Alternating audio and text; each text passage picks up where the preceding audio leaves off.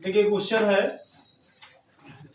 H2SO4 का एक नमूना 94% है और इसका घनत्व 1.84 ग्राम प्रति ml है। इस विलयन की मोलरता ज्ञात कीजिए। देखिए विलयन की हमें मोलरता निकालना है।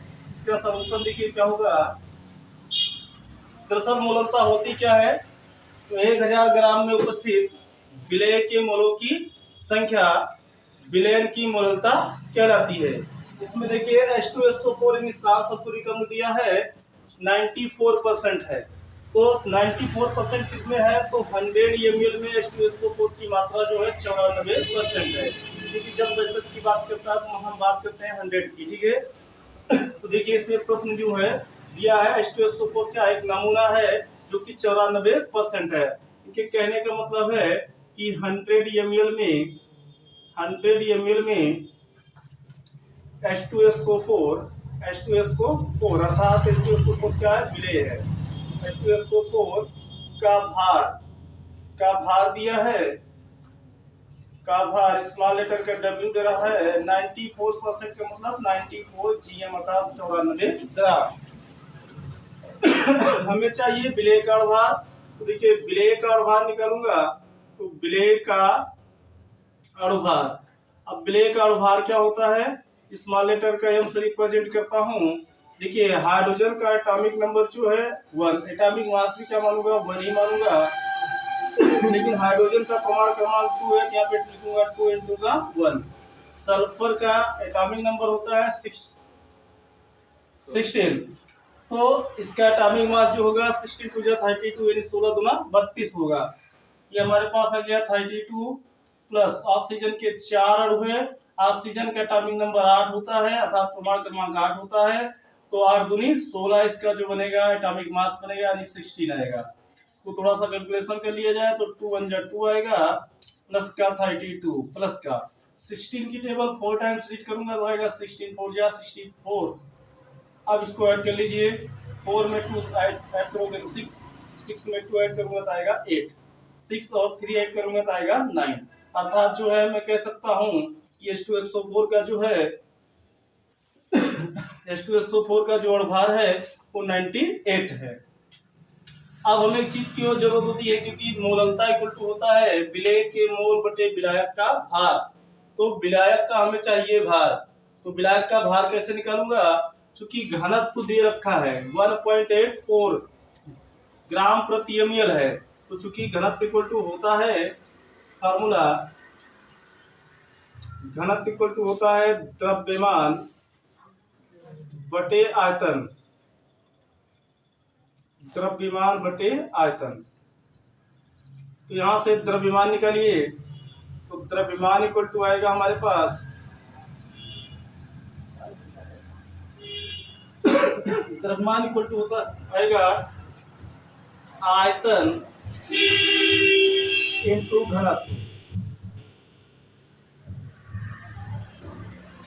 द्रव्यमान इक्वल टू आयतन इंटू घनत्व। आयतन कितना है 100 ml है और घनत्व हमारे पास डेंसिटी दिया है 1.84। मल्टीप्लाई करा दूंगा तो आएगा 184 GM अर्थात ग्राम।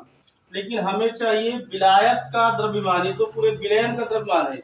हमें चाहिए विलायक का द्रव्यमान, तो लिखूंगा विलायक का द्रव्यमान, विलायक का द्रव्यमान या विलायक का भार। कैपिटल लेटर का W इक्वल टू विलयन का भार हमारे पास है 1.84। अगर 1.84 में से मैं विलय का भार निकाल दूं तो हमारे पास विलायक का भार आएगा, क्योंकि विलयन इक्वल टू होता है विलय प्लस विलायक। तो विलायक का भार इक्वल टू विलयन माइनस विलय का भार। विलय का भार दिया है 94। अब इसको अगर मैं माइनस कर दूं तो 4 में से 4 निकालूंगा तो 0, 18 में से 9 निकालूंगा तो आएगा 9। ये GM है। अब देखिए मोललता पर क्लिक कर लीजिए तो मोललता इक्वल टू होता है विलेय के मोल, विलेय के मोल बटे विलायक का आयतन, विलायक का भार, विलायक का भार। देखिए ये जीएम यानी ग्राम में दिया है तो मल्टीप्लाई 1000। अब थोड़ा सा और कैलकुलेशन किया जाए इसका, तो देखिए विलेय का मोल इक्वल टू होता है भार बटे अणुभार बटे विलायक का भार कैपिटल डब्ल्यू मल्टीप्लाई 1000। देखिए विलेय का भार कितना दिया स्मॉल लेटर का डब्ल्यू 94 और स्मॉल लेटर का एम निकाला हूं 98 अपान में। ये रहा विलायक का भार कैपिटल लेटर का डब्ल्यू, कैपिटल लेटर का डब्ल्यू हमने निकाला है 90 मल्टीप्लाई 1000। थोड़ा सा और कैलकुलेशन किया जाए तो इसको मैं लिख सकता हूँ 94 अपान 98 मल्टीप्लाई, ये फ्रैक्शन अपोजिट हो जाएगी तो इसको लिख सकता हूँ, इसके टर्म में कुछ वन कंसीडर कर ले तो फ्रैक्शन अपोजिट हो जाती है 1 अपान का 90 बन जाएगा। और थोड़ा सा देखिए मल्टीप्लाई 100, सॉरी 100 नहीं यहाँ पे 1000 क्योंकि यहाँ पर 1000 है। देखिए 0 से 0 कैंसिल कर दीजिए, ये जो है 2 से कैंसिल हो सकता है, 2 4 जा 8 1 9 2 9 जा 18, इसको कैंसिल कर दीजिए, 2 4 जा 8 2 7 जा 14, ये बनेगा 4700 अपान में। अब देखिए इन दोनों का मल्टीप्लाई करा दीजिए, 9 9 जा 81 के 1 कैरी 8 9 4 जा होगा 36, 36 में अगर 8 ऐड करूंगा तो 36 में अगर 8 ऐड करूंगा तो आएगा 44 मोललता। अगर 441 से 4700 में डिवाइड करूंगा तो लगभग ये बन जाएगा